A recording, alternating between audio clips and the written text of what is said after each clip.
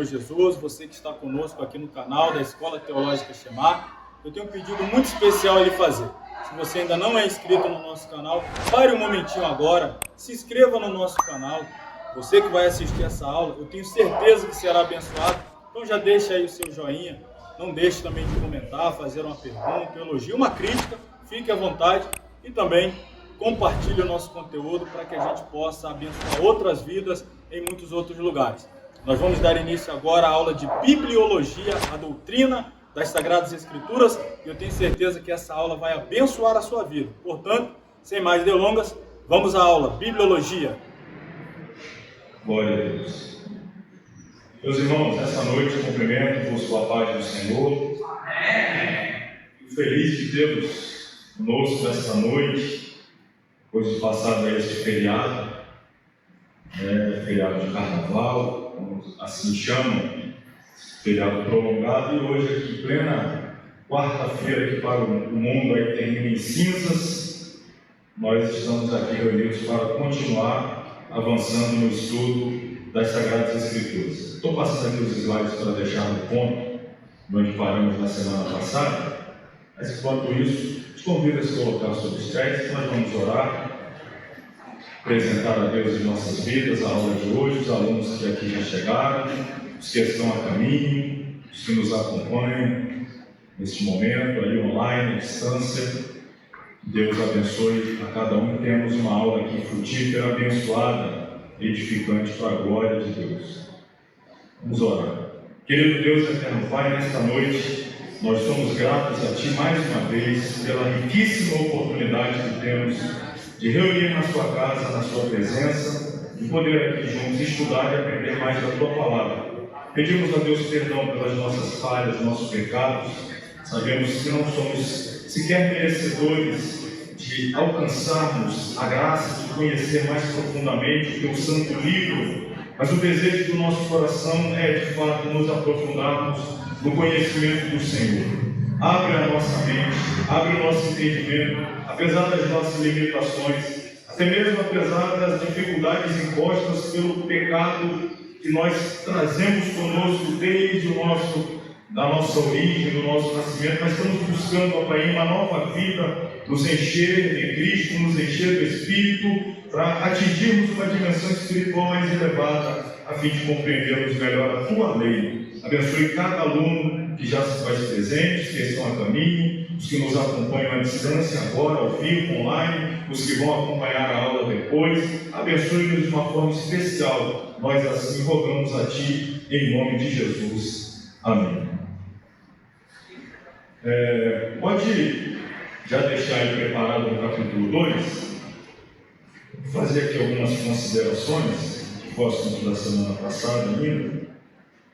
Primeiro eu quero começar lembrando da nossa leitura bíblica anual. Quantos estão participando aí?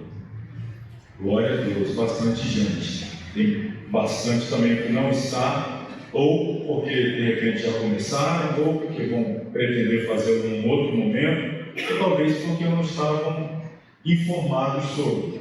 Nós temos o grupo no WhatsApp da Escola Teológica Shemar. Se você não faz parte do grupo dessa turma, que é um grupo restrito aos alunos dessa turma, apenas nós administradores, eu, professores, secretários, podem fazer postagem ali, justamente para o grupo não perder o foco. São mais de 120 integrantes já, e o objetivo é trazer as informações sobre o curso, como por exemplo hoje, anunciei que teria aula, alguns irmãos nos perguntaram no privado, então tem essa finalidade. E o outro objetivo, que eu vim falando já há algum tempo, é o nosso projeto da leitura bíblica em 300 dias. Começamos na segunda-feira, dia 20, lendo 4 capítulos por dia, e a previsão de término é dia 6 de dezembro, seguindo esse modelo. Então, se você quer ainda participar, dá tempo. Nós lemos Gênesis de 1 a 4 na segunda,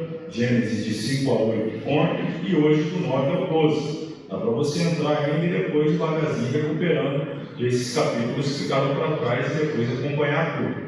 Então, se você ainda não faz parte do grupo, depois procure uma das secretárias, o irmão Gael, minha esposa, ela vai te ajudar ali a entrar no grupo, pelo link, e você fazer parte conosco desse projeto da leitura bíblica anual.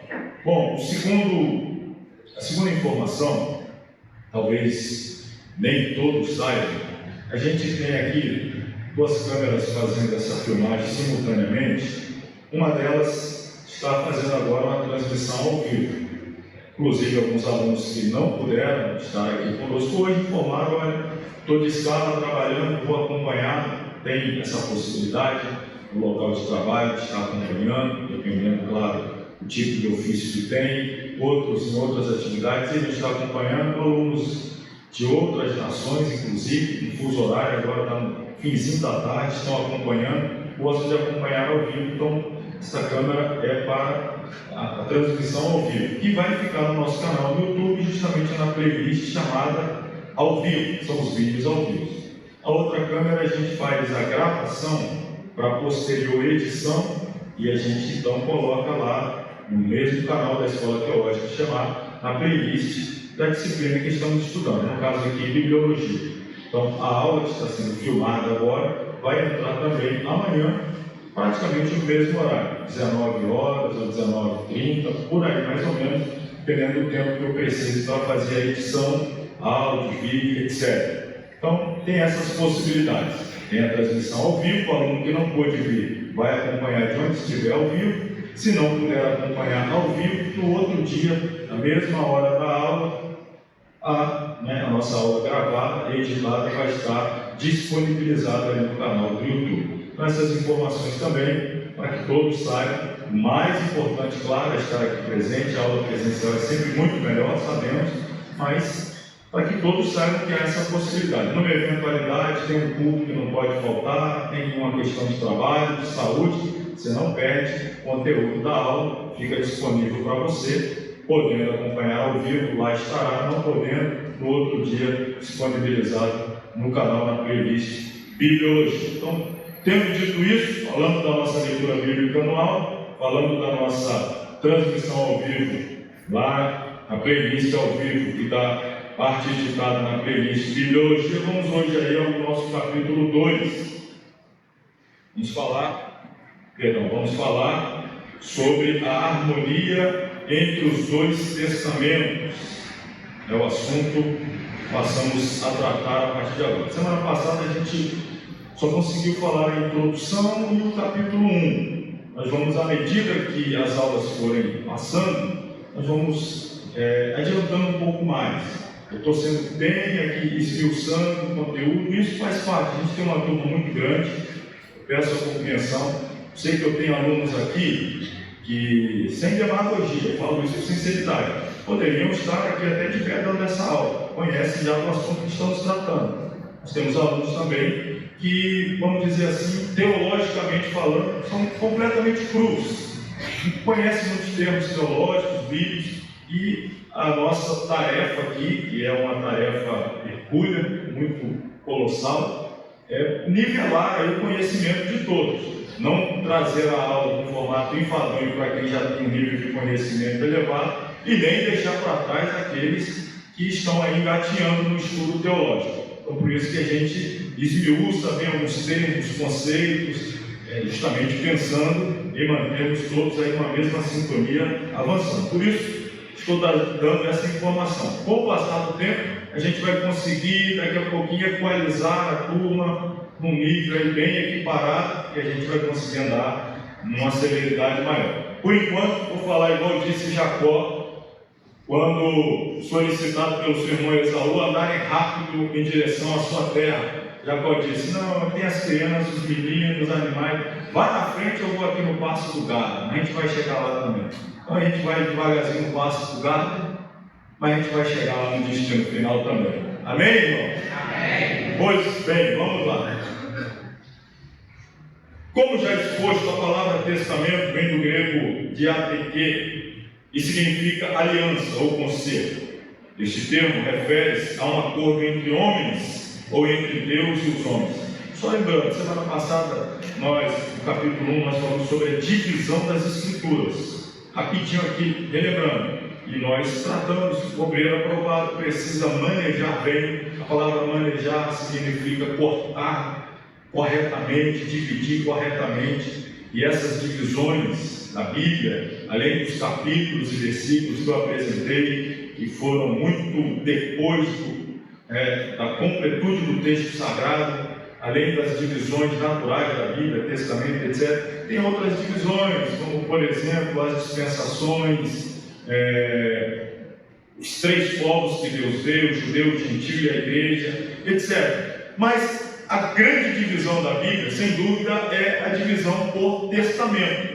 A Bíblia está naturalmente dividida em 2 testamentos, o Antigo e o Novo. O Antigo não tem esse nome antigo simplesmente pelo fato de ter sido escrito muito antes do Novo, ou ter sido redigido num passado remoto muito anterior ao Novo. Mas tem a ver a questão de algumas cláusulas, eu vou usar esse termo assim, jurídico, porque estamos tratando de uma aliança, um acordo, que pode ser feito entre homens, ou seja, homem e homem, fazer uma aliança, fazer um acordo, como casamento, é uma aliança, um acordo entre 2 pessoas, é um contrato, e é registrado em cartório, e dentro do nosso universo espiritual, religioso também, diante de testemunhas, etc. Então, os contratos. Mas aqui nós estamos falando de um acordo não entre homens, homem e homem, mas um acordo, um contrato, um testamento entre Deus e os homens, o Criador e a sua criatura. E como os contratos terrenos às vezes sofrem alterações nas suas cláusulas, com vistas a melhoramento, com vistas à evolução. O tempo passou, algumas coisas mudaram, você vai sempre reformulando. Isso é normal, não tem nada de errado. Reformular estatuto, mantê-lo sempre atualizado. Aqui houve uma atualização desse acordo, desse contrato entre Deus e os homens. Então havia uma aliança, um testamento, que tornou-se antiga quando foi firmada a nova aliança, o novo acordo, o novo testamento. Então nós vamos entender um pouco essa grande divisão da Bíblia, e já você vai entender bem o porquê de dedicarmos um capítulo a falar sobre esta grande divisão. Seguindo aí, o Antigo Testamento, no que diz respeito à Bíblia, é o registro da antiga aliança, a aliança que Deus fez com os judeus no Monte Sinai. E o Novo Testamento é o registro da nova aliança que Jesus fez por intermédio do seu sangue. Do ponto de vista literário, como bem sabemos, o Antigo Testamento tem o seu início em Gênesis e vai terminar em Malaquias, enquanto o Novo Testamento, do ponto de vista literário, começa em Mateus e termina em Apocalipse. Entretanto, do ponto de vista doutrinal e dispensacional, a palavra dispensacional vem de dispensações, falamos sobre ela um pouquinho na semana passada, cada vez mais vamos falar, vocês vão ficando também cada vez mais familiarizados. Então, do ponto de vista doutrinal e dispensacional, esse não é o caso, pois a antiga aliança inicia-se de fato em Êxodo 20, que é posta de lado na cruz, já a nova aliança inicia com a morte de Cristo e continuará com o povo de Deus para sempre. Uma pausa aqui. Tem 2 formas de nós entendermos o Antigo e o Novo Testamento. Ponto de vista literário, estou falando da Escritura, o livro que está registrado, escrito. Eu vou dizer para você, abra a sua Bíblia aí no Antigo Testamento, no livro do Gênesis, por exemplo. Eu falo para você, abra lá no Antigo Testamento, no livro de Gênesis. Estou dizendo que o Gênesis, do ponto de vista literário, ele está justamente no Antigo Testamento. Mas este tal Antigo Testamento, esta tal antiga aliança, este antigo acordo, ele sequer existia no Gênesis. Ele foi firmado no capítulo 20 do Êxodo. O cartório foi o Monte Sinai. Foi Moisés responsável por redigir as cláusulas contratuais desse acordo entre Deus e o seu povo Israel. Talvez você esteja perguntando assim, mas não foi Deus que escreveu? Não, Deus escreveu os 10 mandamentos. Mas essa antiga aliança possuía 613 mandamentos. Nós conhecemos assim mais popularmente os 10, chamado de decálogo. Deca, 10 logos, palavras. 10 palavras seriam as 10 leis, por isso chamado também de decálogo. Os 10 mandamentos, esse escrito nas tábuas com o dedo de Deus.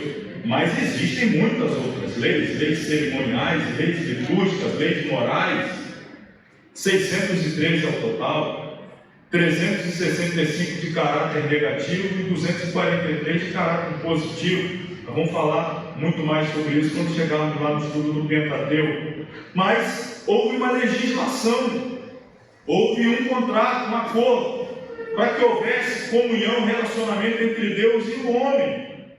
Povo de Israel, que ele tirou do Egito, transformou de um povo de ex-escravos, prometendo já lá os seus antepassados, Abraão, Isaac e Jacó, conduzi-los a uma terra boa e larga, terra que mana leite e mel, terra que depois passou a chamar justamente pelo nome de um dos patriarcas, a terra de Israel. Israel, outro nome para Jacó, que Deus mudou. Então, o processo de tirar ex-escravos do Egito e colocar nessa terra precisava necessariamente dessa parada no Sinai para que eles tomassem posição de povo. Eram escravos, agora iam se tornar nação, teriam uma terra, teriam uma nacionalidade, precisavam ter leis, precisavam ter regras, precisavam de tudo isso. E dentre as muitas regras, as principais, das quais todas as demais dependeriam, diz respeito às regras de relacionamento com Deus. Eu falei sobre isso semana passada. A necessidade de estudarmos a palavra de Deus é para a gente entender como servir a Deus do jeito de Deus, irmão. Você precisa, todos nós queremos servir a Deus, estamos aqui servindo a Deus. Mas se você quiser servir melhor a Deus, você precisará saber como Deus quer ser servido. Você precisará descobrir de que maneira Deus se agrada de ser servido. E onde é que você vai encontrar isso, se não no registro que Deus fez da sua vontade, o seu livro sagrado. Ele deixou isso na antiga aliança, para a nação de Israel. As leis cerimoniais, as leis culticas, as leis litúrgicas, como deveriam ser as festividades, quem deveria fazer intermediação, a forma de vestimenta do sacerdote, que tipo de material ser utilizado para a construção do tabernáculo, posteriormente o templo, que lugar, quem poderia acessar, quanto, por quanto tempo, irmão, detalhes, que a gente vai ver mais à frente, muito meticuloso, porque o nosso Deus ele é assim. Nosso Deus ele é assim. E você vai perceber depois, quando nós estudarmos esses detalhes da lei, que Deus era taxativo em dizer, por exemplo, o incenso que deveria ser oferecido a ele do altar do incenso, para ele receber as orações feitas pelo sacerdote em intercessão pelo povo, tinha algumas especiarias exclusivas que Deus disse: se alguém usar tais especiarias para qualquer tipo de uso comum, que não seja exclusivamente para me oferecer em adoração, o tal será morto. Se pegar lá uma especiaria assim, que era exclusiva para adoração, e você usasse para outro fim, você simplesmente era morto. Coisa era muito séria. Antiga aliança, o antigo conselho, chamada lei, dispensação da lei. Então ela começa no capítulo 20 do Êxodo. Estamos falando agora do ponto de vista dispensacional. E quando é que ela de fato termina? Ela de fato termina na cruz. Portanto, não nos primeiros capítulos de Mateus, ou de Marcos, ou de Lucas, ou de João, mas nos capítulos que os evangelistas registram a morte de Jesus. Porque é justamente lá que é posto fim à antiga aliança e é dado início à nova aliança, na cruz. Então, do ponto de vista, repito, meramente literário, Antigo Testamento do Gênesis a Malaquias, Novo Testamento de Mateus a Apocalipse. Do ponto de vista doutrinal, Antiga Aliança é do Êxodo 20 até a cruz, a nova aliança da cruz, e nós estaremos firmados nessa aliança para sempre com o Senhor. Não haverá substituição a essa aliança, é uma aliança eterna. E aí, as cláusulas delas devem ser observadas. Por exemplo, às vezes faz aquelas pegadinhas: quem foi o último profeta do Antigo Testamento? Aí a pessoa já pensa do ponto de vista literário, vai dizer Malaquias, que na verdade foi João Batista. Lá nos evangelhos, nos livros do Evangelho está escrito que ele foi o último profeta, e ele foi o último profeta da Antiga Aliança. E depois que ele apresenta ao Messias e ele vai à cruz, é que vai ter fim a Antiga Aliança. Então tem que fazer um pouquinho essa diferenciação. Só explicando aqui. Vamos avançar um pouco mais na leitura, depois eu vou fazendo mais considerações. Paramos aí, em sentido amplo, podemos dizer que o Antigo Testamento é o registro da conduta de Deus com seu povo terreno, sob a lei, e o Novo Testamento é o registro do comportamento de Deus com seu povo celestial, ou seja, a igreja, sob o quê? Sob a graça. Portanto, a linha divisória entre os dois testamentos é a cruz, não a página em branco entre Malaquias e Mateus. Diga-se de passagem, eu gosto sempre de destacar. Eu penso que é justamente por uma questão meramente, talvez financeira, a maioria das nossas Bíblias, elas não possuem sequer mais páginas em branco no meio, entre Malaquias e Mateus. Talvez para as gráficas economizarem, né? Poderiam julgar sem desperdício. Mas quem já vem caminhando aí com Jesus há um pouquinho mais de tempo, algumas décadas, possivelmente já teve uma Bíblia que entre Malaquias e Mateus tinha lá 4 páginas em branco. Alguém já viu uma Bíblia assim? Aí, eu gosto que levanta a mão porque já vai denunciando que é crente antigo mesmo. Eu já tive também, irmão. É porque a primeira Bíblia eu ganhei com 2 anos de idade. Então eu já tive. Cadê de novo? Levanta a mão para cima. Tem que ser redundante, né? Dizer isso aí, para confirmar que o que eu estou falando procede. Então haviam 4 páginas em branco. E o que significavam aquelas 4 páginas em branco? Justamente o fato de que Deus, por 4 séculos, 400 anos, ficou sem falar com o seu povo. Quando encerra-se o livro de Malaquias, é mais ou menos 440, 430 a.C. Até Deus voltar a falar, portanto, temos aí mais de 400 anos. Havia ali 4 páginas em branco, para mostrar esse intervalo sem nenhuma revelação divina, ou seja, revelação diretiva de Deus para com o povo. E aquela Bíblia lá, irmão, era um terror daquele povo que gosta de abrir a Bíblia assim e dizer: Deus, fala comigo, e tá. Senhor, o Senhor não quer falar comigo? O negócio lá. Você já passou por isso, né? Já passou por isso.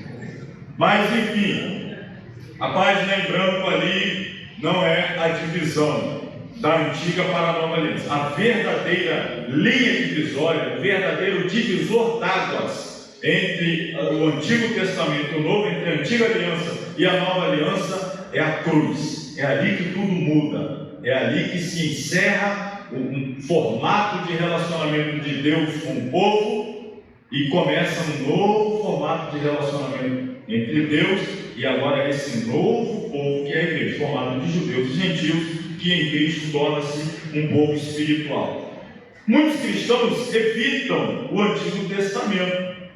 Por que razão? Eles pensam que não há mensagem para eles nele, ou que é muito difícil de compreender. No entanto, é preciso entender que o Antigo Testamento era a única Bíblia que Cristo, os apóstolos e a igreja primitiva possuíam. Quando Paulo refere-se às Escrituras, ele fala dos livros do Antigo Testamento. Praticamente os escritos do Novo Testamento referem-se a todos os livros do Antigo Testamento, ou pelo menos os citam. Passemos a considerar aí 4 propósitos dos escritos do Antigo Testamento. Então, irmãos, o Antigo Testamento, apesar de estarmos vivendo debaixo da nova aliança, estarmos regidos em nosso relacionamento com Deus na nova aliança, mas o Antigo Testamento tem o seu valor. Para nós, ele tem um imensurável valor. Primeiro, aliás, vou começar por isso aqui que acabei de ler. Primeiro que o Antigo Testamento era a Bíblia da época de Jesus. Todas as vezes que Jesus fez citações bíblicas, como está escrito, como a Escritura diz, ele estava se referindo ao quê? No seu tempo, a Bíblia era o Antigo Testamento. Os livros do Evangelho estavam se desenrolando simultaneamente com a sua vida, já visto que os livros do Evangelho registram a sua vida. As epístolas, Atos, as epístolas Apocalipse veriam bem depois. Então a Bíblia, tanto de Jesus quanto dos apóstolos, era o Antigo Testamento. E a fé deles estava firmada na palavra que Deus deixou revelada no Antigo Testamento. Então, tem o seu valor, a gente já pode começar por aí. Um outro ponto a considerar, importantíssimo, a revelação de Deus, ela sempre é uma revelação progressiva. Deus sempre se revela de forma progressiva. Ele começa dando revelações pequenas de si, e à medida que a gente é capaz de assimilar aquelas pequenas revelações, ele vai nos levando a novos patamares, a outra dimensão, a outro nível. Não dá para pular etapa, a gente não sobe de elevador, vai subindo cada degrau. Para você entender a revelação de Deus no Novo Testamento, você precisa entender como ele se revelou no Antigo, como ele se relacionou com o povo no Antigo, o que lá deu certo, o que lá deu errado. Quando eu digo errado, não tem nada a ver com Deus, tem a ver com o povo. A forma como o povo se posturou, se portou diante da revelação recebida de Deus. Então nós temos muito a aprender estudando o Antigo Testamento e trazendo aplicações tremendas para a nossa vida. Mas eu elenquei aqui, para encerrarmos este capítulo, eu elenquei aqui 4 propósitos do Antigo Testamento. Primeiro propósito é a fundação. Se não fosse pelos registros do Antigo Testamento, não teríamos nenhuma informação a respeito da origem do universo, da origem do homem, do início do pecado, do nascimento da nação hebraica, ou até mesmo dos propósitos de Deus para o mundo. Podemos traçar de volta a história do Antigo Testamento, cada doutrina do Novo Testamento.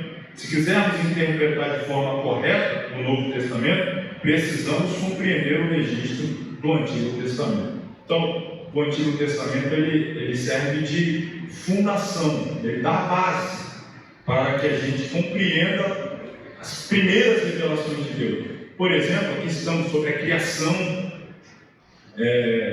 onde nós saberíamos sobre a origem do pecado, sobre a origem da nação de Israel. Todas essas informações só foram possíveis chegar até nós por causa do que está registrado no Antigo Testamento. Do contrário, não teríamos nenhuma dessas informações. E, diga-se de passagem, todos nós sabemos quem foi o escritor do Pentateuco, os 5 primeiros livros da Bíblia. Ou eu penso que todos nós sabemos, né? Quem escreveu? Moisés. Moisés escreveu todo o livro do Gênesis, Moisés escreveu todo o livro do Êxodo, Levítico, Números, Deuteronômio. Ele morre ali nos últimos capítulos, possivelmente Josué vai fazer o registro da sua morte e o capítulo final ali, encerrando Deuteronômio. Porém, Moisés ele vai nascer no capítulo 2 do Êxodo, e ele vai registrar acontecimentos do capítulo 1 do Gênesis. Como é que Moisés sabia quando Deus disse, haja luz, disse Deus, haja luz? Moisés não ouviu Deus dizer haja luz, e houve luz, ele pegou e registrou. E disse Deus, haja separação. Então, Moisés não ouviu, não estava lá, não presenciou. Obviamente, ele recebeu diretamente de Deus a revelação de todos esses eventos registrados no Gênesis. Muitos acreditam que foi no período em que ele ficou em consagração no monte, 40 dias, que Deus foi dando a ele o registro de todos os fatos que ocorreram, antes até mesmo do seu nascimento, lá no livro do Gênesis, etc. Porque ele precisava também compreender tudo aquilo, ter todo aquele conhecimento para liderar a nação, para levar a sequência da história daquele povo, muito especialmente povo esse que foi eleito por Deus em Gênesis 12 na pessoa de Abraão. Então é importante conhecer a história, é importante conhecer as bases, conhecer as origens para que a gente possa avançar com segurança, com solidez. Então não podemos desprezar o Antigo Testamento, porque ele é a fundação. Se não houver a fundação, todo edifício cai. Tem que valorizar a fundação. Segundo lugar, o Antigo Testamento ele tem um propósito de preparação. O Antigo Testamento revela a preparação de Deus para a vinda de seu Filho ao mundo. Em Gênesis, vemos a necessidade de um Salvador e a promessa de que ele virá por intermédio da mulher, da nação judaica e da tribo de Judá. O resto do Antigo Testamento amplia esses fatos e mostra como Satanás tentou destruir a nação judaica a fim de evitar o nascimento de Cristo. Gênesis 3,15 indica que há duas sementes em conflito no mundo: a semente de Satanás e a semente de Cristo. E a partir de Gênesis 4, vemos aí o desenrolar de todo esse conflito. Então, preparação. O Antigo Testamento ele vai preparando o caminho, nivelando a estrada para a manifestação de Cristo. Ele começa já a ser profetizado de forma literal e também de forma tipificada. Eu vou falar depois que a gente vê o terceiro ponto aqui, que é a tipificação, mas ele já é anunciado desde o Gênesis 3. E ao longo de toda a Bíblia nós vamos vendo através de sombras, de figuras, de símbolos, de tipos, justamente esse desenrolar, esse progresso da revelação, da preparação do caminho para a vinda de Jesus, para resgatar a humanidade que se perdeu com a queda do homem no Gênesis. Toda essa história, todo esse conflito entre o bem e o mal, entre as forças das trevas e os filhos de Deus, o Antigo Testamento mostra até chegar ao clímax da vinda de Jesus e a sua batalha com Satanás e a vitória na cruz. Então, para que faça sentido o Novo Testamento, a gente precisa compreender o desenrolar do Antigo Testamento. Ele tem essa importância de preparação para esse clímax da revelação de Deus através do seu Filho, o Senhor Jesus. E aí, o Antigo Testamento também tem a sua importância pela tipificação. Quando a gente fala de tipos, de tipologia, o Antigo Testamento é a galeria de quadros de Deus que mostra a sua verdade em tipos e símbolos. Cada doutrina no Novo Testamento tem uma tipificação no Antigo Testamento. O Cordeiro Pascual, no Êxodo 12, é um relato de Cristo. O tabernáculo do Antigo Testamento tipifica a obra da redenção. A unção com óleo retrata o Espírito Santo. Ou seja, etc. Ao estudar o Antigo Testamento, certifique-se de usar a luz do Novo Testamento para dissipar as sombras e de procurar sempre a pessoa e a obra de Jesus Cristo. Falando de tipificação,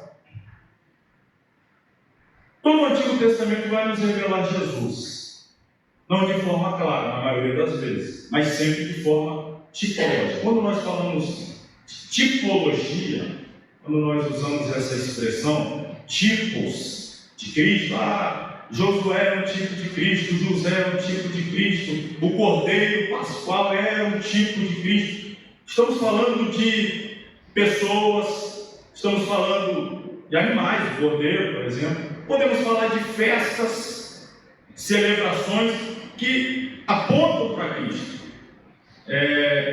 nos ajudam a entender a pessoa e a obra de Cristo, que ainda viria. Estamos no Antigo Testamento.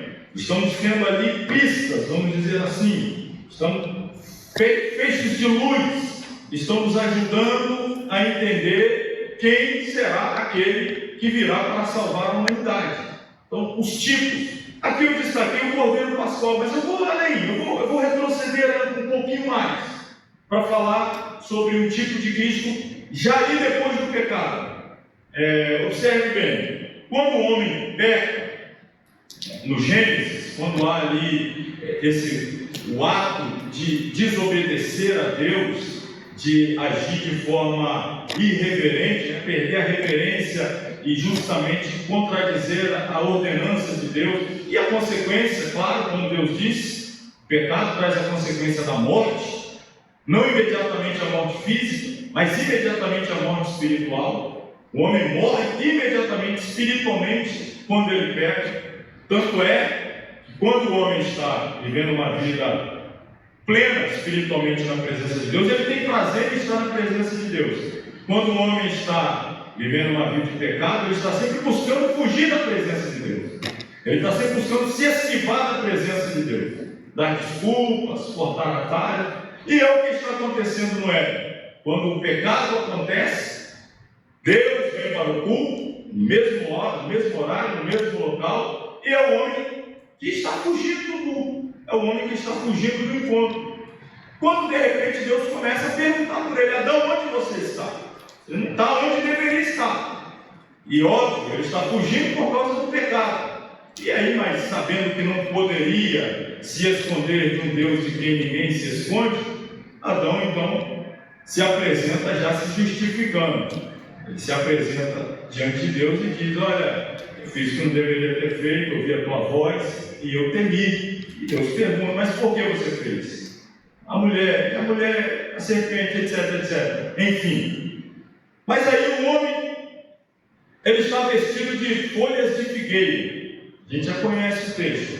Ele está usando umas vestimentas por ele mesmo produzidas para tentar comparecer diante de Deus de uma forma que pudesse ser aceito por Deus depois de ter pecado.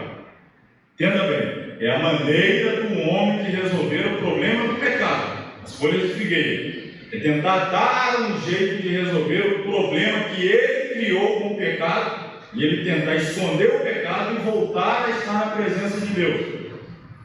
Estamos falando, irmãos, olha, de uma aliança, antiga aliança, se relacionar com Deus do jeito de Deus. Já estamos vendo aqui, primeira vez que o homem, por causa do pecado, tentando se relacionar com Deus da sua maneira. E Deus: não tem como você ter relacionamento comigo desse jeito, vestido com folhas de figueira.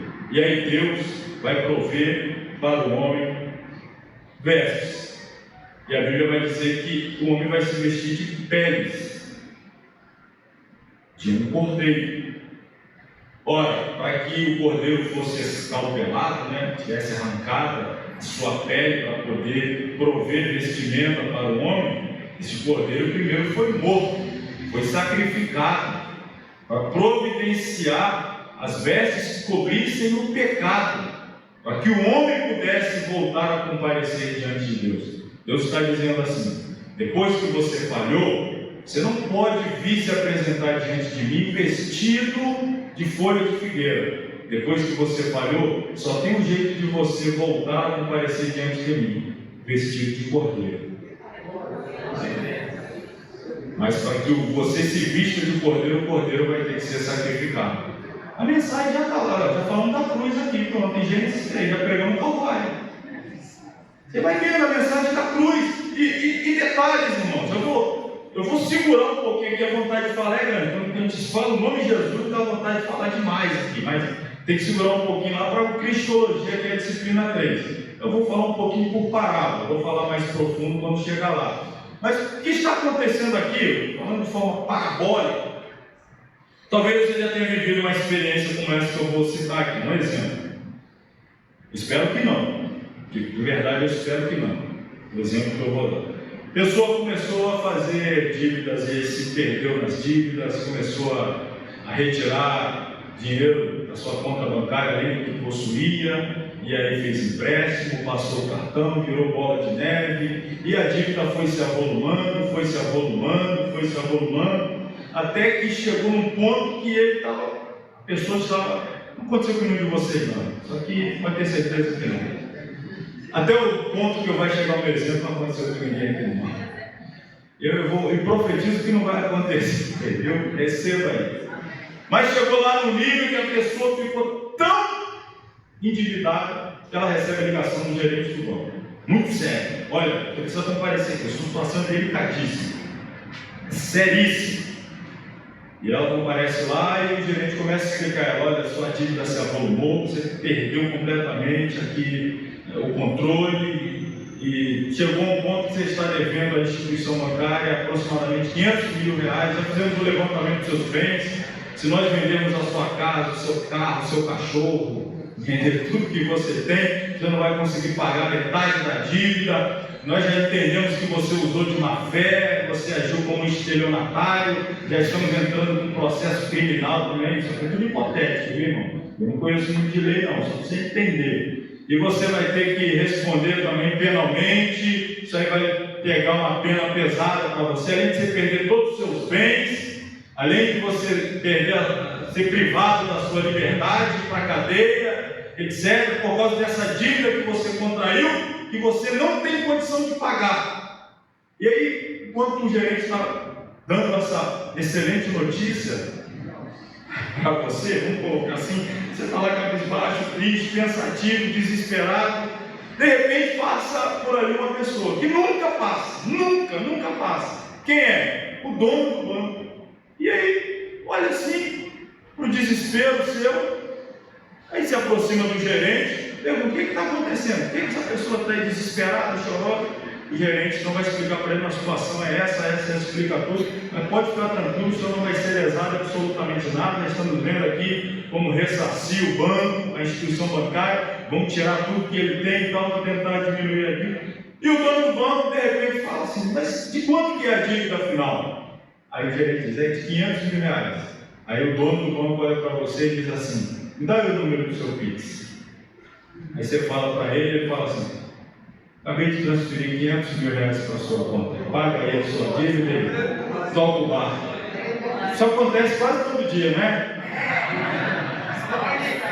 Só aconteceu uma vez só. Isso aconteceu uma vez. A gente vai falar isso melhor lá na frente, isso aqui é apenas uma parábola. Mas a pessoa que estava sendo lesada dá o dinheiro à outra para pagar a dívida que ela contraiu. Isso não acontece, não acontece? Só aconteceu uma vez. Isso é tipificação. Ao longo da Bíblia a gente vê vários tipos de Cristo dessa forma, essa graça. Lá na cruz é o ápice, e a gente vai chegar lá na disciplina cruz. Demonstração. O Antigo Testamento é um livro prático que mostra os fracassos e os sucessos do povo de Deus. Vemos Deus demonstrar seu poder na vida das pessoas, mas também vemos o que a incredulidade e o pecado fazem às pessoas. O Espírito Santo inspirou os autores sagrados a registrarem esses pecados e sucessos para o nosso benefício. Quando vemos homens como Abraão, Moisés e Davi superarem os seus problemas por meio da fé, sentimos-nos encorajados e esperançosos. As orações de salmos, os conselhos práticos e provérbios ajudam-nos em nossa vida diária, se confiarmos e obedecermos. Nosso Senhor Jesus Cristo é a chave para toda a Bíblia. Ele é o verdadeiro elo entre os testamentos. Assim, é impossível entender o Antigo Testamento se desconsiderarmos a pessoa de Jesus, pois Cristo é profetizado no Antigo Testamento, está presente nos Evangelhos, é proclamado em Atos, é mais compreendido nas Epístolas e predomina vitoriosamente em Apocalipse. Então, aí está o coração da Bíblia, o Senhor Jesus. A gente passou aqui já os 4 propósitos, já fui aí mesmo pelo material, para a gente adiantar. Esse detalhe aqui, ó, do último ponto, demonstração. Olha o que diz a primeira epístola de Paulo aos Coríntios, capítulo 10, versículo 11. Você sabe o que significa ARA? Almeida, revista e atualizada. De vez em quando a gente vai colocando ali essas terminologias que vai apresentar-nos as traduções bíblicas. Igual a KJV que eu coloquei para vocês, King James Version, a versão King James da Bíblia. Geralmente a gente usa a Almeida Revista Corrigida, que é a ARC, aqui no caso, Revista Atualizada. Tudo que está escrito lá tinha como objetivo servir de advertência para nós. Então, no Antigo Testamento, eu aprendo com os erros de Davi, com os acertos de Davi. Eu aprendo com os erros de Moisés, com os acertos de Moisés, com os erros e acertos de Jeremias, com os erros e acertos de Ezequiel, de Josué, de Abraão, Isaac, Jacó, etc. Então nós temos ali homens que andaram com Deus, que acertaram e que erraram. E essas biografias extraordinárias, nós não podemos considerar. Imagina você ser um cristão que não conhece a trajetória do pai da fé, Abraão. Imagina você ser um cristão que pouco sabe ou nada sabe sobre o grande legislador de Israel, Moisés. A história desses homens, o legado deles é extraordinário para a nossa fé. Então não podemos, em hipótese alguma, desconsiderar o Antigo Testamento. Repito, apesar de estarmos vivendo debaixo de uma nova aliança, a antiga tem o seu valor. Aqui a gente já falou também, entender o Antigo Testamento não pode, se nós desconsiderarmos Jesus, ele é a figura central. Vamos aí ao próximo capítulo. Lembrando sempre aí, manter o celular desligado, ou pelo menos no modo silencioso. Vamos falar agora então sobre a autoridade das Escrituras. Autoridade. Deixa eu começar aqui com esse slide. Dá um conceito de autoridade. Poder, autoridade é um poder absoluto e inquestionável, reivindicado, demonstrado e sustentado pela Bíblia em matéria de fé e prática. Autoridade. No caso das Escrituras, quem tem autoridade significa que ela tem um poder absoluto, ela tem um poder inquestionável e ela reivindica, ela conclama para si mesma, demonstrado e sustentado, como se fala, a gente já falou várias vezes, já pagou para deixar, matéria de fé e também da nossa conduta de vida prática. A autoridade da Escritura. Por que se combate tanto a autoridade das Escrituras? Por que querem diminuir a autoridade das Escrituras? Isso acontece o tempo todo. Você já deve ter ouvido, como eu também, alguém dizer assim: a Bíblia foi escrita por homens.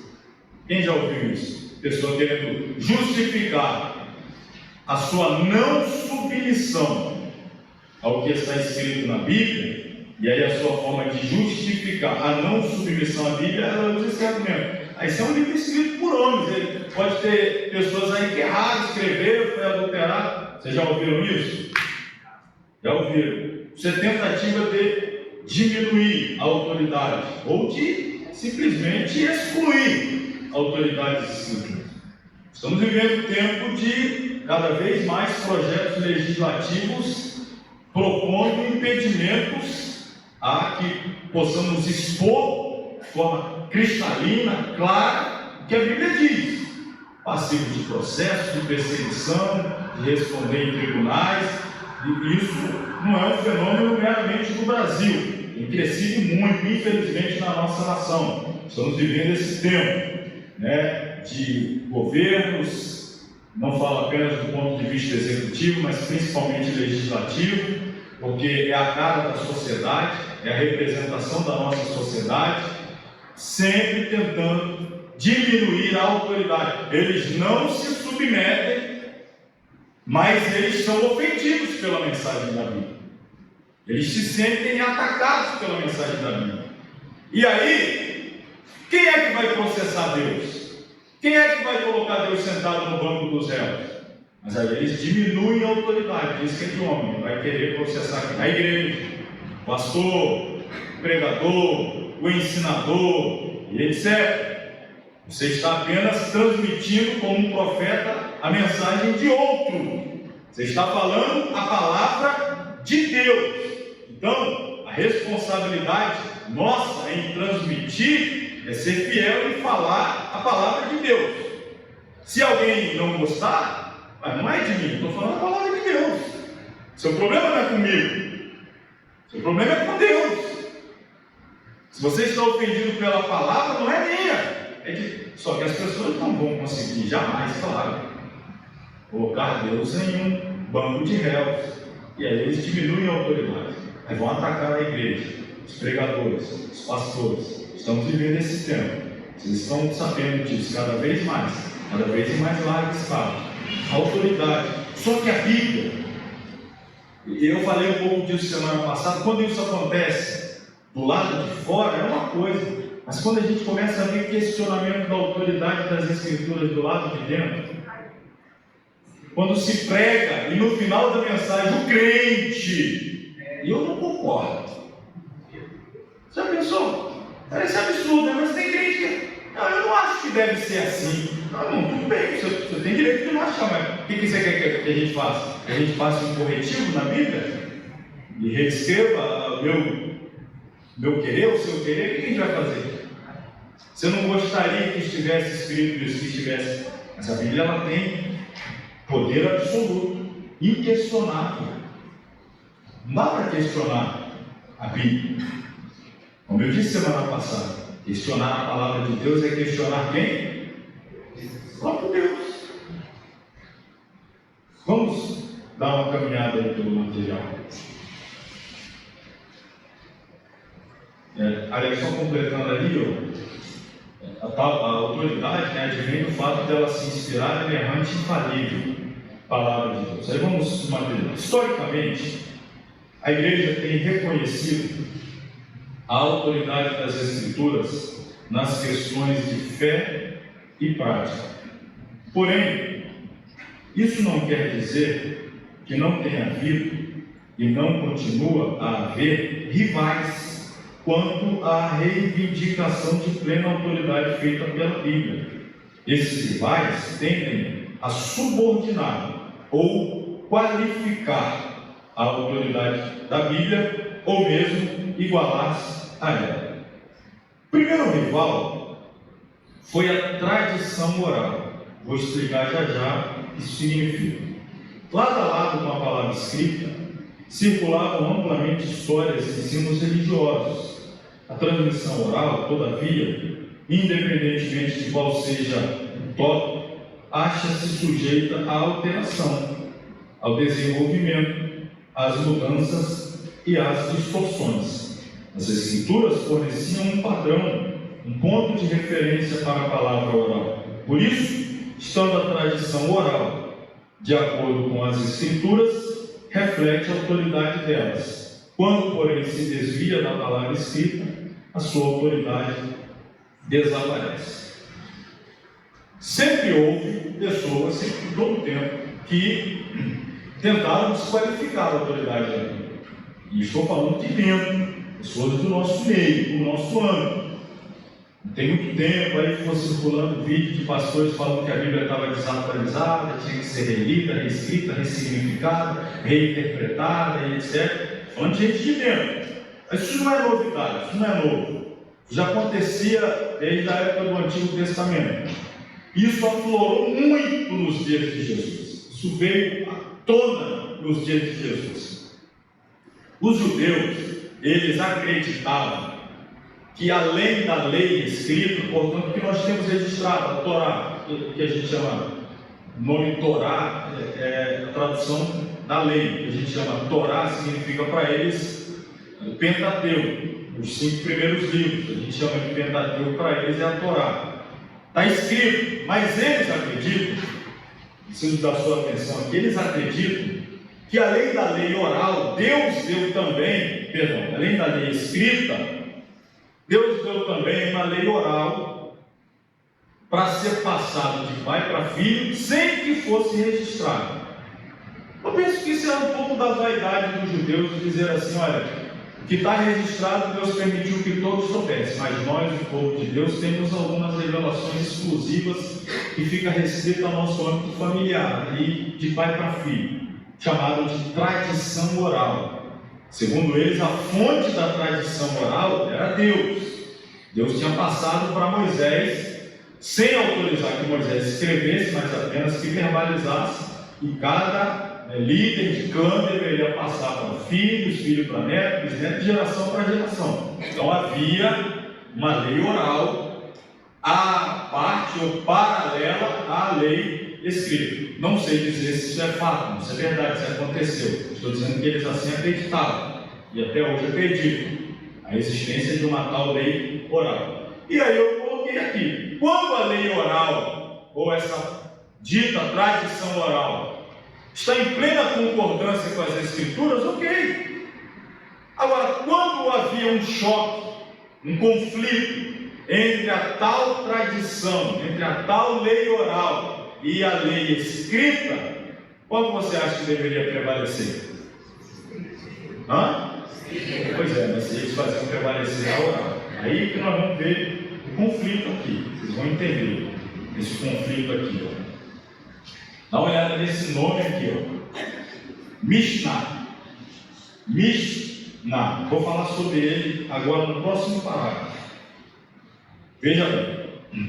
Essa era a grande diferença entre a autoridade de Jesus e a falta de autoridade dos escribas.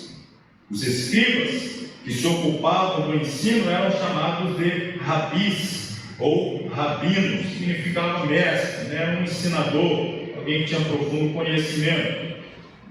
Jesus disse, no final do Sermão do Monte, as pessoas disseram isso aqui, que Jesus ensinava com autoridade e não como os escribas do povo.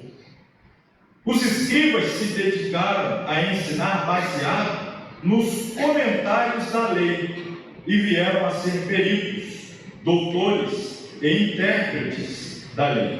Esses comentários tornaram-se o alicerce da Mishnah.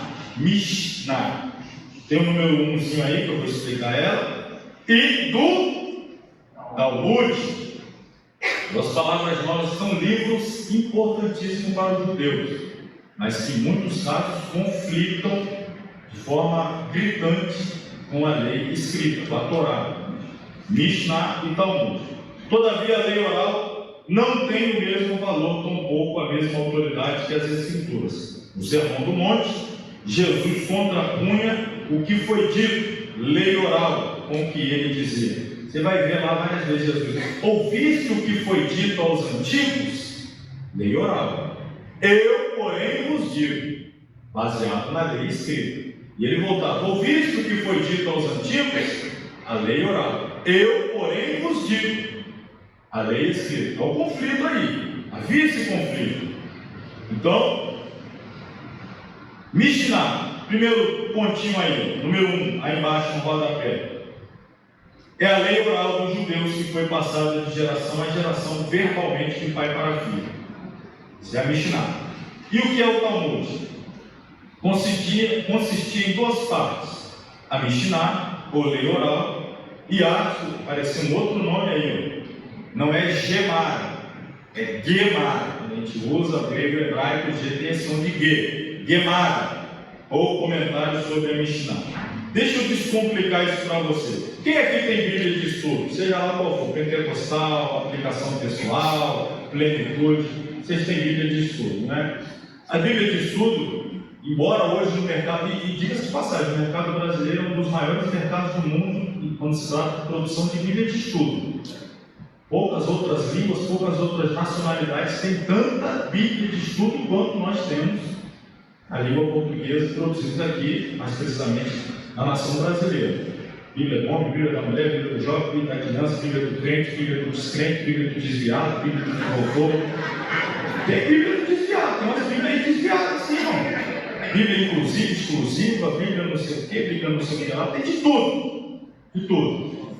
Tudo bem. Aqui só brincando um pouco aqui, mas vamos lá. O fato é que no início dos anos 90, vamos dizer assim, não tão longe, no início dos anos 90 não tinha quase nenhuma. Estava começando a lançar, se eu não me engano, em 95, 94 para 95 lançou a Pentecostal e depois começou a lançar outra. Existiam algumas, mas muito pouco conhecidas e de difícil acesso. Mas existiam já, era antigo, muito tempo, comentários bíblicos. O que são comentários bíblicos? São comentários sobre a Bíblia. Você vai ter hoje, tem comentário bíblico Matt Wayne, tem um comentário bíblico Winston, tem um comentário bíblico Bacon, tem um comentário bíblico Champlin, vários comentários bíblicos, mas são muito antigos, muito anteriores às Bíblias de estudo. Então o que se tinha antigamente? Você tinha a Bíblia, contendo apenas o texto bíblico, e você tinha um outro conteúdo à parte, com comentários sobre a Bíblia. Mas aí alguém teve a brilhante ideia de pegar esses comentários sobre a Bíblia e juntar num volume que contivesse a Bíblia e o comentário da Bíblia. Aí são as chamadas Bíblias de estudo. Aí você tem um texto bíblico e lá embaixo os comentários da Bíblia. A tradição oral, a Mishnah, era a tradição oral. Aí começaram a produzir a tal da Gemara, que eram os comentários sobre a Mishnah. E alguém teve a brilhante ideia de compilar tudo e fazer o Talmud, onde tinha a lei oral, o comentário da lei oral, e aí todo esse compêndio que passa a chamar-se Talmud. E o que aconteceu? Quando as pessoas começaram a ter acesso à Mishnah, lei oral, a Gemara, o comentário da lei oral, num único volume chamado Talmud. Começaram a se dedicar ao estudo disso e deixaram o texto escrito de lado. Isso acontece hoje às vezes também, o pessoal que prega, deixa a Bíblia de lado, baixa só o estudo da internet, baixa só lá um estudo e só vai baseado naquilo ali, lê, arrisca, e o texto bíblico fica de lado. Mas só baseado no pensamento do comentário tal, do autor tal, de não sei quem. Bom, como eu disse, quando ele está de acordo com a Bíblia, ok, mas quando entra em choque, quando há o conflito, e às vezes sai, às vezes você, talvez alguns percebam, outros talvez não percebam, mas isso ganhou uma naturalidade nos nossos cultos, que às vezes a pessoa lê assim, está escrito, e Jesus indo a tal lugar, viu alguém, aí a pessoa fala assim, irmão, no meu ponto de vista, na verdade, Jesus não viu. Eu falei, calma aí, irmão, está escrito que ele viu. Mas não, a pessoa fala isso, às vezes você não percebe, mas eu fico atento. Irmão, no meu ponto de vista, na verdade, não é que ele... Não, quando não está escrito, você pode ir com o seu pensamento, a sua conjectura, o seu modo de entender. Quando está escrito, não tem conversa. Falar, não, está escrito, mas eu acho que não foi exatamente assim. Aí começou o conflito. Aí ele vai para o outro caminho. A Bíblia está indo para um lado e está dizendo, mas eu acho que não é por aqui. Na verdade, isso aconteceu nos dias de Jesus. E quem é que fazia isso? Eram os escribas, os líderes do povo. E o povo era leigo de tudo. Não tinha conhecimento de nada. Seguia a risca o que os escribas falavam. Eles eram peritos na lei oral, nos comentários da lei oral, e ensinavam. E aí aquele ensino baseado numa suposta lei passada de homem para homem, fez com que eles perdessem a autoridade. Então, veja bem aqui. Vou chegar no ponto que eu quero. Mishnah é uma palavra hebraica que significa instrução, repetição, ensinamento. Segundo a tradição judaica, já expliquei, Moisés recebera de Deus, além da Torá, Pentateuco, uma série de normas orais, as quais foram passadas de pai para filho, mas não ficou registrado, segundo a tradição. Assim, os judeus puseram a Mishnah num patamar de igualdade com as escrituras sagradas. Colocaram no mesmo patamar de igualdade. A Mishnah e a palavra no mesmo patamar.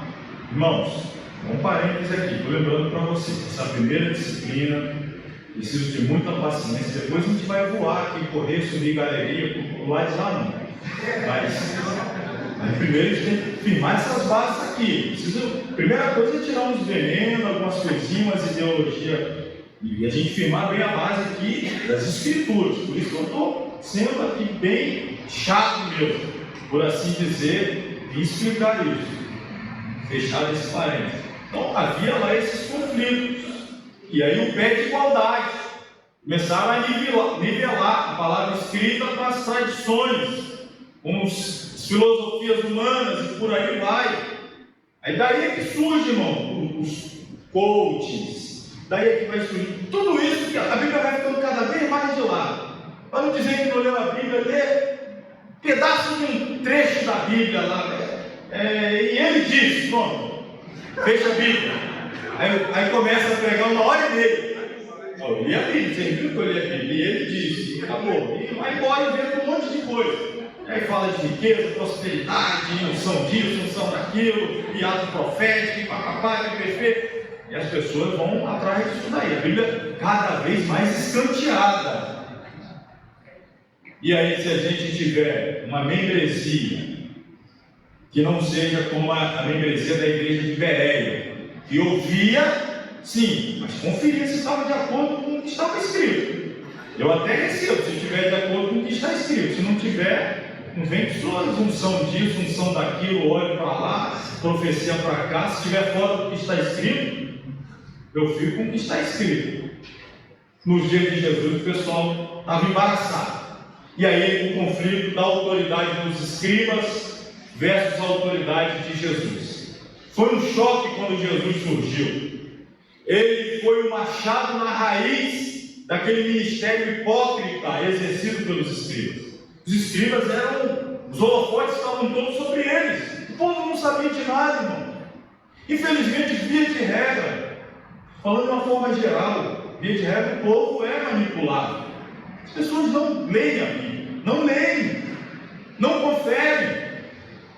De vez em quando eu me deparo com pessoas que chegam para mim: pastor, eu ouvi uma mensagem, o pregador disse certa vez, tem uns 10 anos atrás, ele disse, até hoje eu não me confundo. Eu pergunto: você já foi lá olhar na Bíblia? Tem 10 anos que ele ainda está com a pulga atrás da orelha.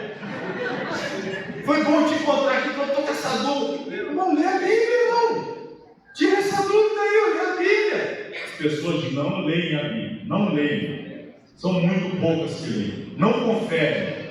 O pregador está pregando, não confere se está de acordo e por aí vai. Se você aliar isso a uma época em que o livro, a Bíblia, a palavra, não era acessível, o povo não tinha cultura, não sabia ler, os líderes manipulavam o povo. O povo é manipulável. É pecado manipular o povo, mas ele é manipulável. E as pessoas mal intencionadas manipulam. E havia essa manipulação.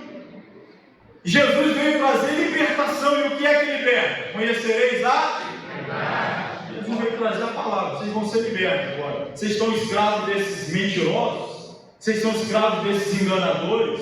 Vocês são escravos desses pseudo-mestres? Eu vou dar para vocês a palavra. Aí agora um indouto como Pedro vai virar ensinador. Um indouto, um pescador semi-analfabeto como Pedro, vai pregar para 3.000. E os escribas? Vai ficar lá na sinagoga entregue às moças. Os ensinamentos dele meia boca, xoxo, mentiroso. Essa libertação que o Evangelho veio trazer. Dar a palavra, popularizar a palavra.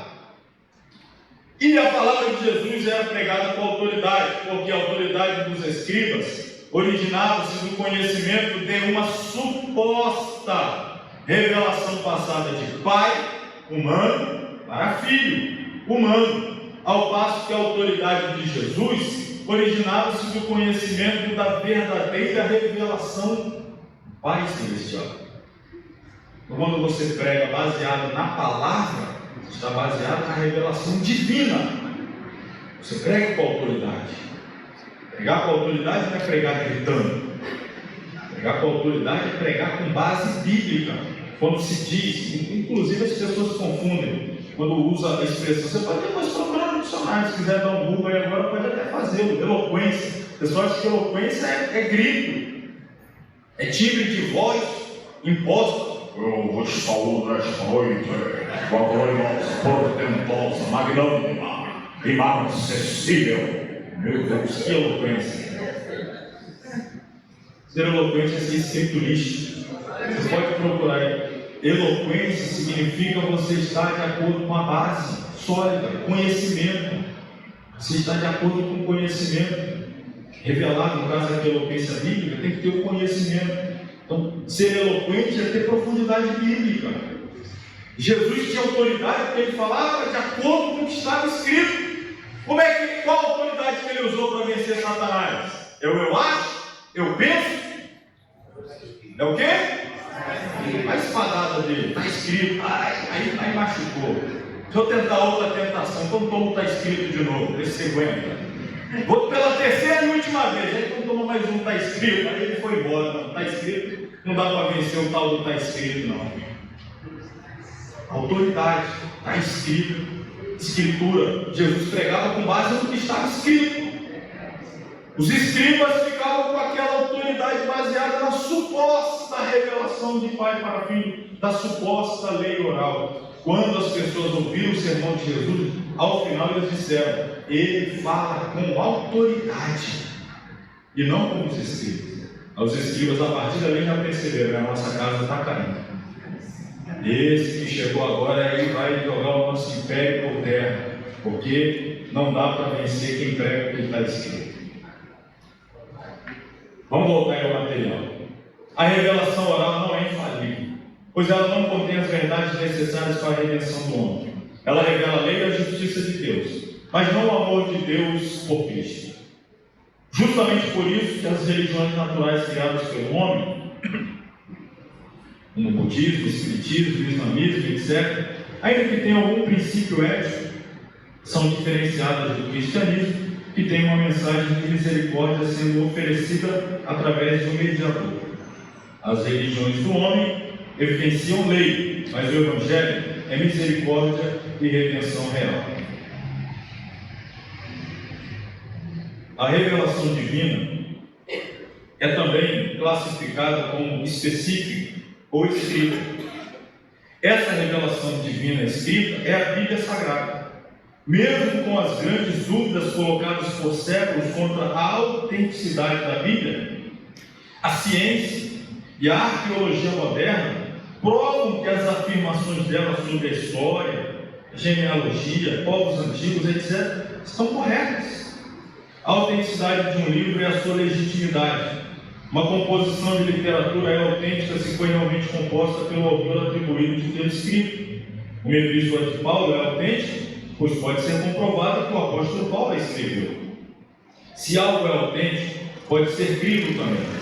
Se puder ser provado que Deus é o autor da Bíblia, a Bíblia é crível. Então, aqui está.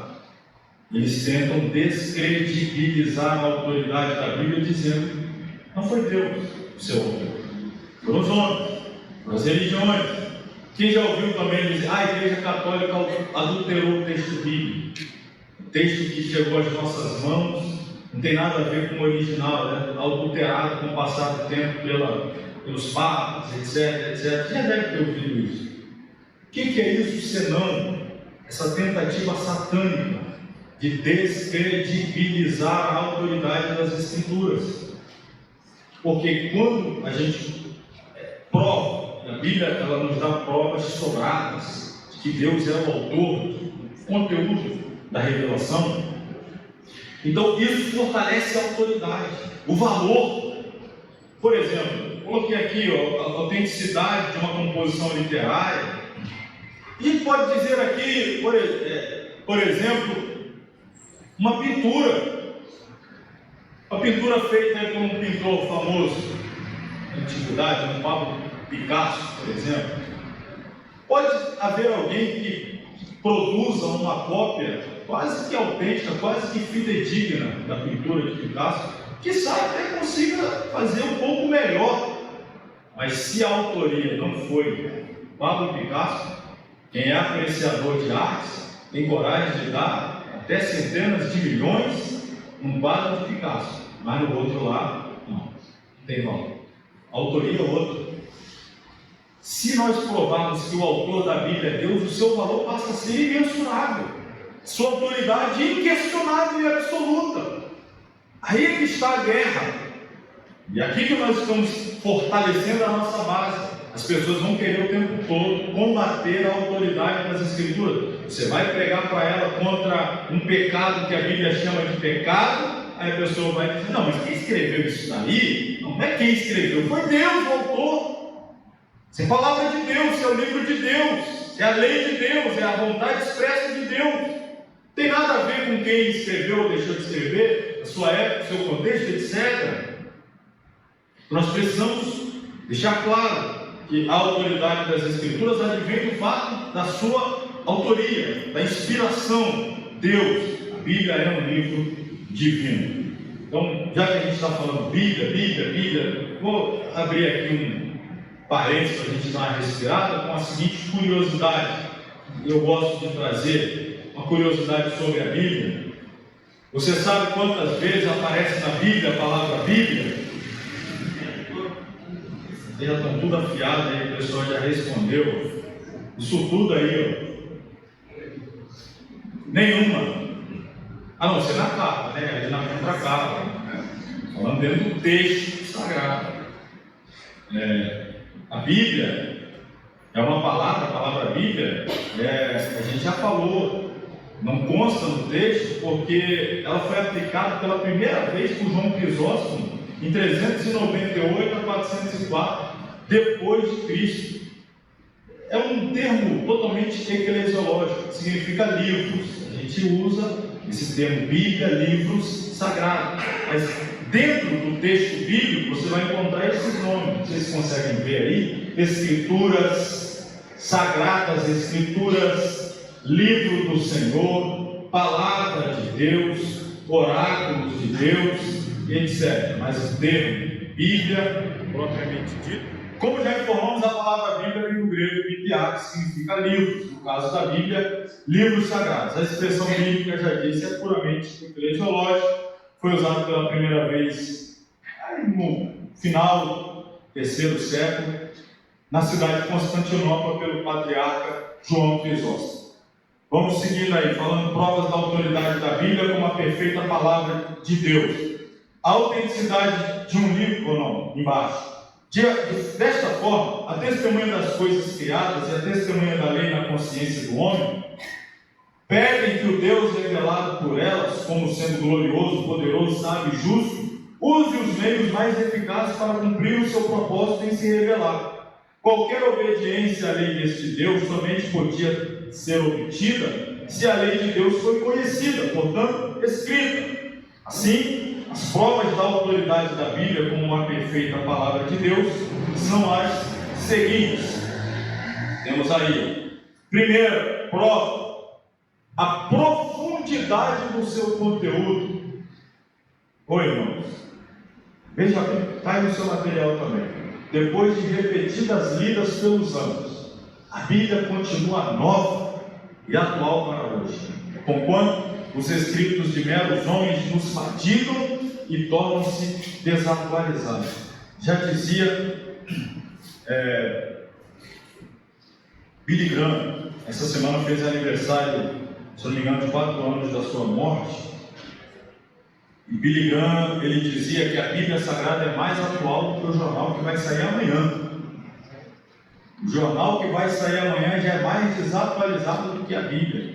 A Bíblia é um livro atualizadíssimo, profundo. O seu conteúdo é de uma profundidade. A redundância ela é inevitável nesse caso, porque talvez você, como eu, já tenha tido a experiência de ler a Bíblia mais de uma vez, 2, 3, 5, 10, talvez mais, ou que não seja necessariamente a leitura de todo o texto bíblico, que seja a leitura de um texto específico da Bíblia. Vamos lá, o Salmo 23, você leu lá o Salmo 23 20 vezes, aí você resolve lê-lo pela 21ª vez, e de repente você, isso aqui estava aqui quando eu li na 20ª vez?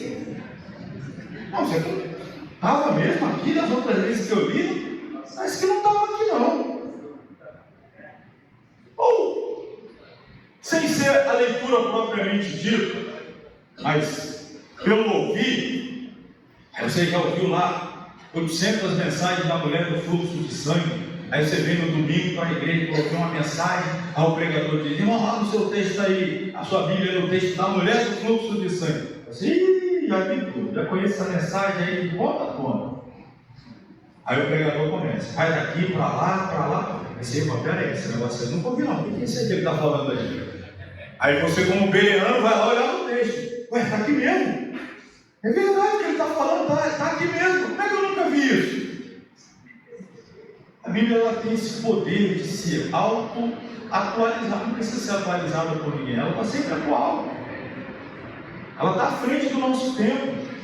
As pessoas vêm desesperadas dizer para você, você está vendo o que está acontecendo no mundo, nação contra nação? Pois é, Jesus falou isso há 2000 anos atrás, que haveria nação contra nação. Você está vendo aí terremoto? Pois é, Jesus falou você está vendo quanto tempo que já foi profetizado, já foi registrado? A Bíblia ela é totalmente atual.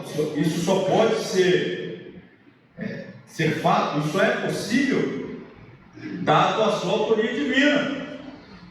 Segundo lugar, a sua incomparável concisão. Irmão, espetacular. É um livro de uma concisão extraordinária. O que é concisão? É a arte de resumir, falar coisas extensas em poucas palavras, trazem revelações largas em um curto espaço de texto. Por exemplo, com 50 capítulos breves no livro do Gênesis, Moisés é capaz de tratar de acontecimentos tremendamente importantes em menos espaço do que o historiador judeu Flávio José usa para falar da sua própria vida no volume da história dos judeus. Muitos têm esse livro, também tem. O relato da criação, o ensino da doutrina dos anjos, o descobrimento do atributo da onipresença de Deus, as verdades que cercam a redenção humana, etc., somente podem ser afirmadas por quem é superior aos anjos e aos homens, e por quem quis revelar tais verdades ao homem. Então, um outro ponto extraordinário, verdades assim profundas, tremendas, que são transmitidas a nós de forma concisa, resumida, direta, objetiva. Talvez outro precisaria de muitas palavras, de muitos volumes, para comunicar algo que Deus comunica de forma direta, em poucas e resumidas palavras. Essa arte extraordinária da concisão também atesta a autoria divina da Bíblia Sagrada. E esse ponto aqui também me fascina demais.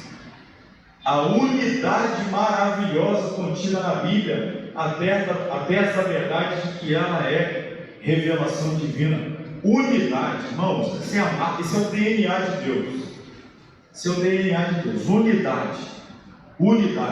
E quando você vai para a Bíblia e você percebe que é um livro que contém praticamente toda forma de literatura, isto é, você tem história, você tem biografia, você tem contos, você tem dramas, argumentos, você tem poesia, você tem sátiras, você tem cantos, hinos.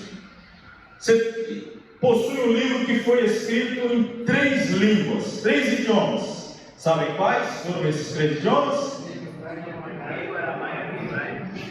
Eu ouvi o que vocês falaram, a ordem é invertida, mas por ordem: hebraico, aramaico e grego. 3 idiomas. 40 autores aproximadamente, 40 personagens distintos, que viveram em 3 continentes diferentes: asiático, o europeu e a África, o continente africano. Por exemplo, partes da Bíblia foram escritas no Egito. O Egito já está no norte do continente africano. Partes da Bíblia foram escritas na cidade de Corinto, está na Grécia, já é continente europeu.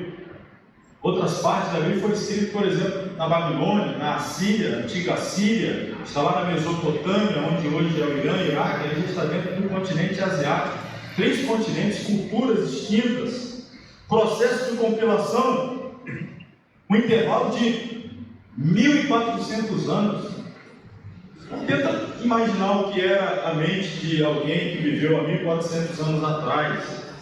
Um livro que começou a ser escrito, vamos lá, estamos no ano 2023, começou a ser escrito lá no ano 623 e terminasse de ser escrito agora em 2023 e ter uma harmonia perfeita,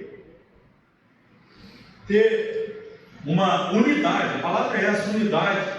E detalhe, entre esses aproximadamente 40 autores, os níveis culturais e intelectuais, as suas origens, as suas histórias.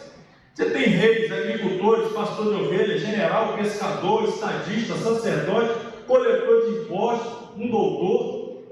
Aliás, um doutor aqui por último é Lucas. Diga-se de passagem, ele tem ainda mais uma especificidade. Foi o único não judeu a participar da escrita da Bíblia. Lucas foi o único não judeu. Dos aproximadamente 40, todos eles eram de origem judaica. Lucas era grego, o único não judeu Então, totalmente diferente a cultura dele.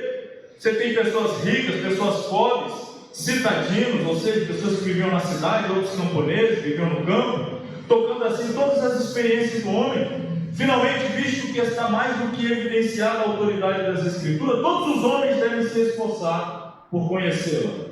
O homem sábio fará tudo o que puder para estabelecer a sua vida naquela revelação pela qual ele vai ser julgado no fim do mundo.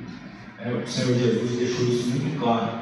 Nós precisamos conhecer a Bíblia porque é a nossa Constituição. Seremos julgados por ela já nessa vida e principalmente no tocante à eternidade. Então devemos nos preocupar em compreender mais profundamente, tanto quanto possível for, a Bíblia, por essas razões. Um livro de fato inigualável. A gente tem ainda ali alguns minutos, então ao invés de encerrar por aqui, eu vou dar início ao capítulo 4, falar um pouquinho de inspiração, e aí a gente prossegue e encerra esse assunto da inspiração na semana que vem. Mas vamos pelo menos começar. Precisamos rever o tempo. Toda a escritura divinamente inspirada é proveitosa para ensinar, para redarguir, para corrigir, para instruir em justiça.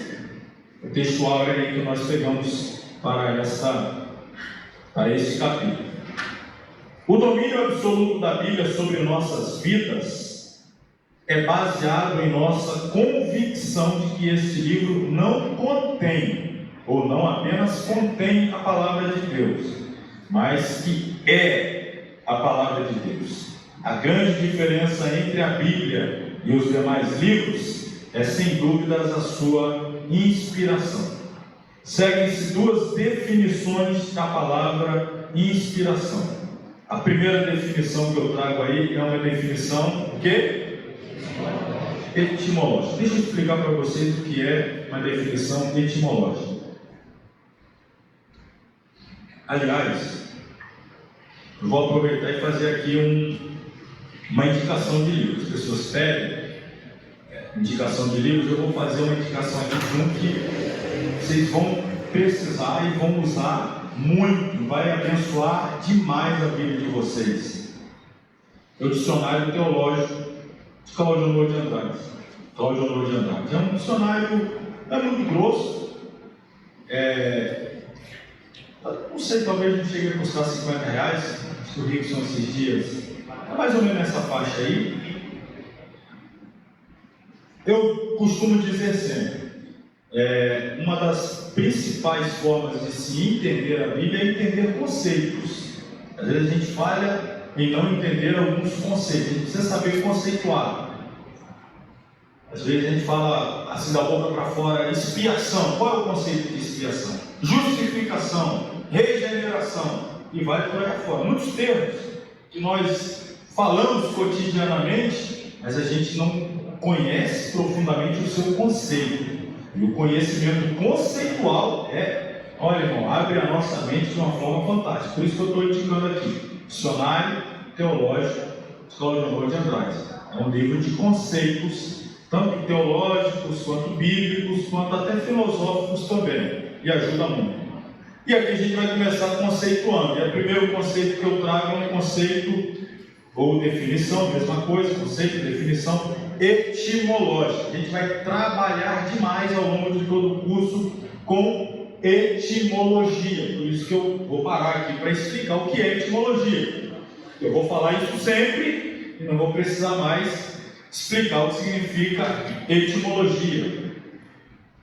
Etimologia é a parte da gramática que estuda a história ou origem das palavras e da explicação do significado das palavras.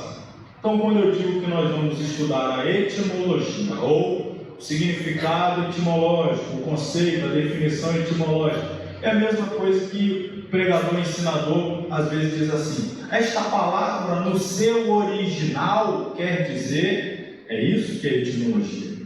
É você buscar entender aquela palavra como ela foi, como ela era entendida originalmente. Por quê? Porque as palavras elas sofrem mudanças ao longo do tempo. Existem palavras que hoje têm um significado, mas que lá atrás não tinham o mesmo significado. Às vezes eu estou lendo uma palavra hoje, que ela hoje, quando eu estou lendo, tem um significado. Mas quando ela foi escrita, tinha outro. Eu preciso entender como entenderam os receptores primários. Erro de conceituação, irmãos, pode nos atrapalhar muito. Vou dar aqui só um exemplo clássico de erro de conceituação. O mais clássico que eu conheço é a palavra exortar.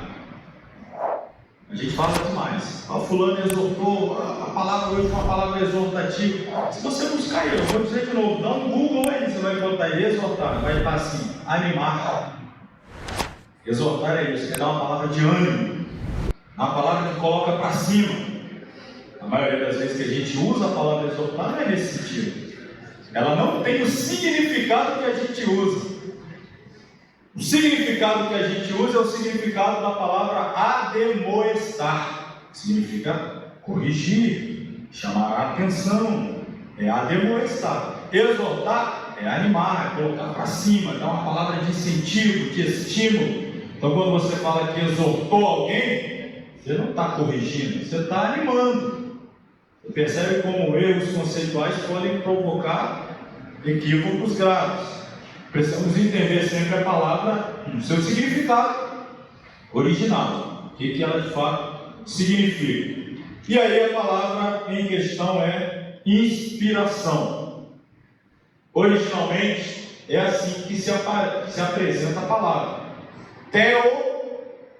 Theopneustos. Theo você já sabe, Theos é Deus. Pneus vem do pneu mesmo. Pneu, inclusive, pneu significa, a gente chama de pneu, a palavra grega significa ar, pneu é ar. E a gente chama de pneu aquela borracha que envolve o ar, né? Para fazer o carro aí, junto com a roda, não vou ensinar essas coisas para vocês também é demais, né? Falar que a roda roda, essas coisas aí também não precisa. Pneu é ar. Pneu, quando você vai lá no pneumologista, acho que é pneumologista, né? É o que mexe com o pulmão. O pulmão é o que também? Mexe com ar, então pneu. Quando a gente fala que pneu significa isso daqui, ó, inspirado por Deus, soprado por Deus. É quando vem, você coloca para dentro algo que veio da parte de Deus. Por exemplo, a inspiração. Você vai lá no médico, então o médico fala assim, inspira, você puxa para dentro. Aí ele fala, expira, inspira, puxa para dentro. E é algo tão automático que a gente faz isso o tempo todo, né? Aliás, é necessário fazer para sobreviver. Inspirar. Alguém é capaz de dizer quantas vezes você fez isso hoje? Quantas vezes você fez isso aí na última hora, nos últimos 10 minutos, vou quebrar seu galho? Nos últimos 2 minutos, algo tão natural, você simplesmente faz. Para você entender o conceito de inspiração, ela tem também esse sentido natural, como ele aconteceu. Não é algo assim, fogo e tal, e Deus descia para dar. A maioria das vezes foi muito natural. Inspiração significa muitas vezes algo natural. Algo que Deus está supervisionando, é claro, o Espírito Santo está guiando, está conduzindo, mas está acontecendo de uma forma muito natural, como a inspiração. A gente sequer se dá conta. Aliás, que ninguém nem desliga na hora de dormir. Tem uns que não desligam, não, aumenta no volume máximo. Olha, começaram a se entregar aí.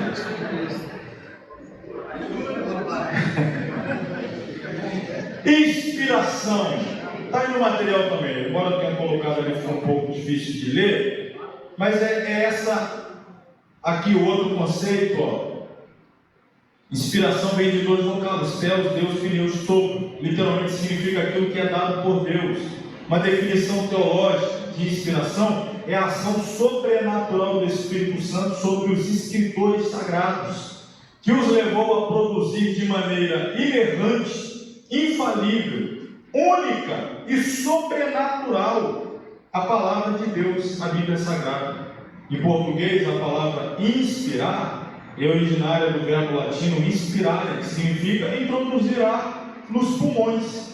É um processo fisiológico tão necessário à vida que mantém em pleno funcionamento. É algo automático, independente de nossa vontade. Basta estarmos vivos para que o ar nos entre pela boca ou pelas narinas e nos chegue até os pulmões. Assim também ocorreu com os santos profetas e apóstolos usados para escrever a Bíblia Sagrada. O Espírito Santo insuflou-lhes a palavra de Deus de tal forma que foram eles impulsionados a registrar os arcanos e desígnios divinos de maneira sobrenatural, inerrante, infalível e singular. Nenhum outro livro foi inspirado dessa forma. Foi um milagre que se deu na área do conhecimento humano e nunca mais se repetiu. As Escrituras eram sopradas por Deus à medida que o Espírito Santo inspirava seus autores a escrever em prol de Deus. Por causa de sua iniciação e superintendência, as palavras dos escritores eram verdadeiramente a palavra de Deus. Em alguns casos, os escritores bíblicos tinham consciência de que a sua mensagem não era meramente sabedoria humana, mas as palavras que o Espírito Santo ensina. Exemplo aqui, 1 Coríntios 2,13, as quais também falamos, não com palavras de sabedoria humana, mas com as que o Espírito Santo ensina, comparando as coisas espirituais com as espirituais. Os próprios autores sagrados tinham consciência da qualidade inspirada dos escritos que compunham a palavra de Deus, conforme demonstram expressões tais como: o próprio Davi disse pelo Espírito Santo.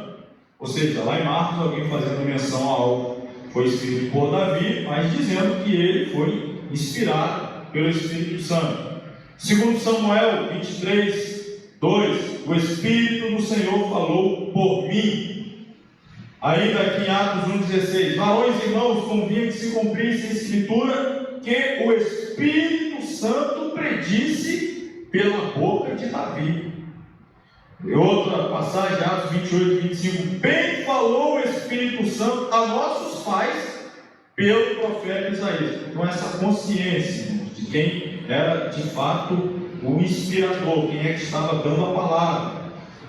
Hebreus 3,7, portanto, como diz o Espírito Santo, se ouvires hoje a sua voz, e ainda Hebreus 10, 15, 16, e também o Espírito Santo não o testifica, porque depois de haver dito, este é o conserto que farei. Bom, sendo assim, sejam quais forem os escritores, Moisés, Davi, Lucas, Paulo, ou desconhecidos a nós, como o autor da Epístola aos Hebreus, escreveram eles inspirados pelo Espírito Santo, porque a profecia nunca foi produzida por vontade de homem algum, mas os homens santos de Deus falaram inspirados pelo Espírito Santo. Nós vamos encerrar a aula aqui. Eu ainda vou falar algo, mas já vou dizer para vocês, semana que vem a gente vai continuar a partir do modo de inspiração. Eu gostaria que vocês lessem, porque existem aqui algumas hipóteses de como teria se dado na prática a inspiração. Tem muita gente que acha que foi, por exemplo, um ditado divino. Tudo que está escrito, Deus ia editando. Senta aí, escuta aí, vai escrevendo aí. A pessoa ia escrevendo, Deus ia editando e a pessoa ia escrevendo. Isso era uma hipótese. Outros achavam. Bom, não vou falar as hipóteses não, vocês semana que vem, mas vocês leiam modo de inspiração. Já para adiantar, vocês vão ler também os capítulos 5 e 6, que é a inerrância das Sagradas Escrituras, e nós vamos falar sobre a formação do cânon, como se deu a formação da Bíblia Sagrada. Mas antes de encerrar, eu tenho aqui mais umas considerações rapidinhas. Primeira delas, chamando a sua atenção aqui, cuidado, vai até aumentar. Tá bom aí? Cuidado com o quê? Com livros escritos por pessoas que teriam vivenciado experiências sobrenaturais. Até aí tudo bem, eu acredito em experiências sobrenaturais. Acredito em arrebatamento, pessoa teria ao céu, acredito mesmo. Não é falácia, não, eu aprendi. Mas estou chamando a sua atenção. Tome cuidado. Essas pessoas depois voltam, escrevem livros, para contar suas experiências sobrenaturais, e aí elas reivindicam aos seus escritos autoridade semelhante à da palavra de Deus. Elas querem que o crédito que se dê à experiência dela, ao que ela viu, ouviu e tal, tenha o mesmo peso, né, colocado na balança. A Bíblia e a experiência dela, ela quer que tenha o mesmo peso. Cuidado, cuidado. Isso não é raro, isso acontece muito. E as pessoas às vezes se deixam intimidar. O profeta lá fala um absurdo que é contraditório à Bíblia. E aí, Deus está dizendo que tem alguém aqui com dúvida. Ó, se você continuar com dúvida, Deus vai te pegar. Pronto, me perdoe, não estou mais com dúvida não. Não, irmão. Fica com a Bíblia. Eu vejo gente desesperada. O profeta dá uma pisada forte no chão, dá aquela rajada de língua lá. Aí pronto, daí para frente tudo que ele fala é Deus. Cuidado. Cuidado. Volto a dizer, não duvido, mas quando quer receber a mesma credibilidade que a Bíblia, fuja. Eu estou dando exemplo aqui, ó, o livro de Mormon. Na capa dele está escrito assim, ó, aqui na capa, um outro testamento de Jesus Cristo. Paulo, escrevendo aos Gálatas, ele diz o seguinte: se um anjo do céu vos entregar um outro evangelho que não seja esse que eu estou dando, o tal seja o quê? Aí o versículo seguinte ele reforça: digo outra vez, ainda que eu mesmo, um anjo do céu, entregar outro evangelho além desse, o tal seja amaldiçoado, seja réu do inferno. Aí você pega um livro desse na capa e não está dizendo que é um outro evangelho. Se você ler a história da produção desse livro, aqui em Vila Velha tem uma igreja nova, né? Na Glória. Ih, está crescendo assim, é? Misericórdia. Está vendo que essas seitas heréticas crescem com uma velocidade. Se você ler a história de como se deu a produção desse livro, você vai achar que é piada minha. Não é, você pode buscar. Mais uma vez eu digo, isso aí tem na internet, irmão. Eu tenho os livros, falo da história das religiões, e você hoje em dia tudo isso você acha na internet. O camarada lá, o Joseph Smith, que é o pai do mormonismo, ele foi para um lugar que ele disse que Deus mandou ele para aquele lugar, um lugar que supostamente tinha vivido há muitos milhares de anos atrás um anjo chamado Moroni.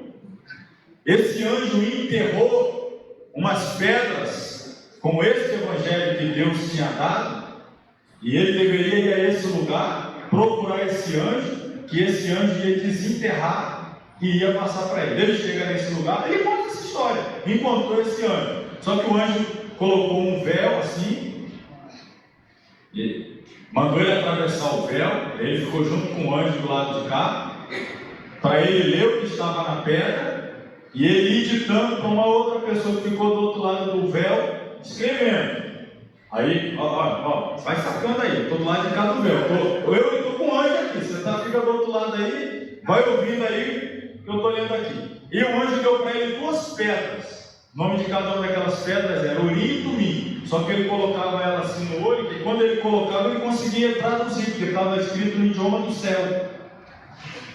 Aí ele colocou a pedra aqui assim, aí ele conseguia traduzir para o inglês, que é a língua dele, norte-americano. Aí ele ia lendo, e o outro do outro lado ia escrevendo. Aí sai essa pérola aí, maravilhosa. Da igreja que está crescendo. Hã? Tem um filme também? É isso aí. Esse outro aqui, ó, o grande conflito. Ellen White. Ouve a Novo Tempo, você vai ouvir lá. Toda a pregação. Nunca ouvi uma que não citasse a Ellen White. Nunca ouvi nenhuma. Cita a Bíblia, cita a Ellen White. Cita a Bíblia, cita a Ellen White. Cita a Bíblia, cita a Ellen White. E eu digo mais, cita mais a Ellen White do que a Bíblia. Cita muito mais, é disso que eu estou falando. Esses livros que têm peso maior, valor maior do que a Bíblia. Com cuidado, eles estão por aí. Chama atenção ali, bem forte. Tá bom? Antes de voltar no material, nós vamos encerrar e vamos voltar aí. Não, para fechar, uma curiosidade bacana, para fechar. Isso aqui, que eu volto no modo de inspiração. Isso aqui, você sabia Todos os escritos do Antigo Testamento que contêm 1º e 2º são pronunciados no masculino. Já os do Novo Testamento que contêm 1º, 2º e 3º são pronunciados no feminino. Você sabia disso? Exemplo aqui. Samuel vai vir 1º Samuel, Reis, 2º Reis, Crônicas, 1º Crônicas. Sempre no... E quando a gente vai lá para os livros, os textos, melhor dizendo, do Novo Testamento, você vai usar sempre feminino. 1ª aos Coríntios, 2ª a Timóteo, 3ª de Pedro, ou seja, sempre no feminino. A gente vai aprender para você não errar, hein? Sabiam todos disso? Então agora já estão sabendo. E a razão é simples. O porquê é mais simples do que se possa imaginar. É porque os escritos do Antigo Testamento são livros, literalmente livros. Então, quando nós falamos, a gente só está omitindo esse termo, livro. Já no Novo Testamento são epístolas, carta, feminino, e a gente está apenas omitindo essa palavra, epístola, uma palavra feminina. Quando falamos de forma resumida, repito, apenas estamos omitindo o termo livro no Antigo Testamento ou o termo epístola no Novo Testamento. Ou seja, a gente usa primeiro, aí entre parênteses, livro 2, se você omite, aí você vai falar 1º Reis, você omitiu livro 2, e livro é masculino. 2º, você vai omitir livro de Samuel, você vai falar apenas 2º Samuel. Você tem que manter a concordância do gênero, né? Hoje tem uma confusão aí, mas aqui não, meu irmão. 1ª epístola aos Coríntios, você vai omitir epístola aos, mas você tem que manter a concordância do gênero. 1ª aos Coríntios, 2ª de João. Então, é por essa razão. Então, não fale mais 1ª Crônicas, 1º Crônica, não fale mais 2º João, 2ª João, por conta, sempre lembrando, na dúvida, fala tudo. 1º livro dos reis, 1º livro das crônicas, aí você evita esse erro. Mas, você vai pegando aí esse livro. Só essa curiosidade para poder finalizar mesmo. A gente parou exatamente aqui e onde continuaremos na próxima quarta, querendo Deus, modos de inspiração. Vamos então agora encerrar. Peço a vocês que se coloquem em pé. Agradeço demais a paciência. Hoje tivemos muitos contratempos, muitos irmãos voltaram de viagem hoje. Eu mesmo cheguei, tem alguns irmãos da caravana missionária no Vale de Jequitinhonha, desde sexta, chegamos hoje já por volta de 1h da tarde, foi corrido, talvez por essa razão faltou um detalhe ou outro a mais, mas para não deixar de ter a aula aqui, estamos, e eu agradeço a todos que se esforçaram também, vencer aí o cansaço, o desânimo, e aqui estiver. Deus abençoe e recompense a todos, tenho certeza que na próxima quarta o Senhor tem coisas maiores e melhores guardadas para todos nós. Vamos orar. Querido Deus, eterno Pai, nós te louvamos essa noite pelo privilégio de ter estado mais uma vez reunidos para estudar e aprender a Tua Palavra. Peço que a bênção do Senhor se estenda sobre a vida de cada um dos irmãos, leva-nos em paz aos nossos lares, dê-nos uma continuidade de semana abençoadíssima na Tua presença. Ó Deus, em nome de Jesus eu te agradeço por cada aluno, também à distância que nos acompanhou. Abençoe, ó Pai, de forma grandiosa. Nós rogamos as mais ricas bênçãos dos céus, em o nome de Jesus. E que o grande amor de Deus, o nosso Pai, a graça do Senhor Jesus Cristo e a comunhão do Espírito Santo seja com todos que amam e aguardam a volta de Jesus. Todos digam amém. Amém. Deus abençoe a todos, no nome de Jesus.